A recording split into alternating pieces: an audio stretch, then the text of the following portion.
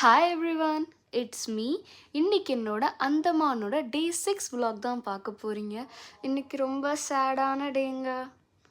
அந்தமானை விட்டு போகக்கூடிய டே தான் இதுதான். எங்களுக்கு ஃப்ளைட் ரொம்பவே கஷ்டமாக இருக்குங்க. எனக்கு இந்த ஊரை விட்டு போகிறதுக்கு மனசே இல்லை. இந்த அளவுக்கு நான் ஹாப்பியாக ஒரு பிளேஸில் இருந்ததே கிடையாது. Andaman has my heart and சோல்னு தான் சொல்லணும். இதுதான் அந்தமான் ஷோர்ஸ். நாங்கள் ஸ்டே பண்ண ரெசார்ட் ரொம்பவே ஒரு டீசெண்டான ரெசார்ட்டுங்க. ரொம்ப அஃபோர்டபுளாக இருந்துச்சு. லிட்ரலி 1500 சம்திங் தான் நாங்கள் பே பண்ணோம்.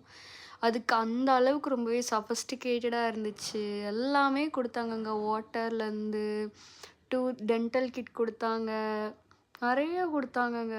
ஐ வாஸ் லைக் ப்ளோன் அவே. இவ்வளோலாம் பண்ணுவாங்களா இவ்வளோ அஃபோர்டபுள் ரேட்டுக்குன்னு. நாங்கள் சொன்ன மாதிரி ஏர்போர்ட்டுக்கு ரொம்ப பக்கத்துலேயே இருக்குங்க இந்த ரெசார்ட்டு.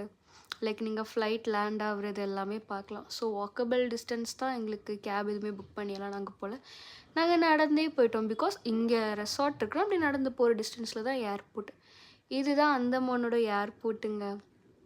பார்க்க அந்த சிப்பி இருக்குல்ல, அந்த சிப்பியோட ஓடு மாதிரியே ஷேப்பில் இருக்குது. அது அவங்க பிளான் பண்ணி பண்ணாங்களா என்னன்னு தெரில. பட் எனக்கு அது பார்க்குறதுக்கு அப்படி தாங்க இருந்துச்சு. ஆக்சுவலாக அந்தமானோட ஏர்போர்ட்டில் நீங்கள் வீடியோஸ் ஃபோட்டோஸ் எடுக்கக்கூடாது. பிகாஸ் இது ஒரு டிஃபென்ஸ் ஏர்போர்ட். சொல்லி தான் வந்துட்டு லேண்ட் ஆனோடனே அனௌன்ஸ் பண்ணுவாங்க, ஃபோட்டோஸ் வீடியோஸ்லாம் எடுக்காதீங்கன்னு. நாங்கள் ஒழிச்சு வச்சு தாங்க எடுத்தோம். இதுதான் எங்கள் ஃப்ளைட். ஐயோ, அந்தமான் விட்டு போகிறத நினச்சாலே மனசுக்கு ரொம்ப கஷ்டமாக இருக்குது. திருப்பி ஒரு நாள் எப்போ போகிறேன்னே எனக்கு தெரில.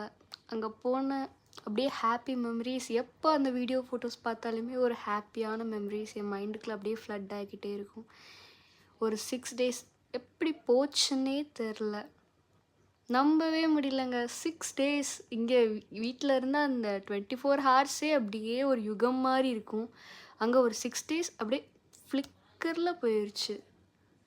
எப்படின்னு தான் தெரில. அந்த மேகத்துக்கு நடுவில் அந்த ஃப்ளைட் போகிற வியூ ரொம்பவே அழகாக இருந்துச்சு.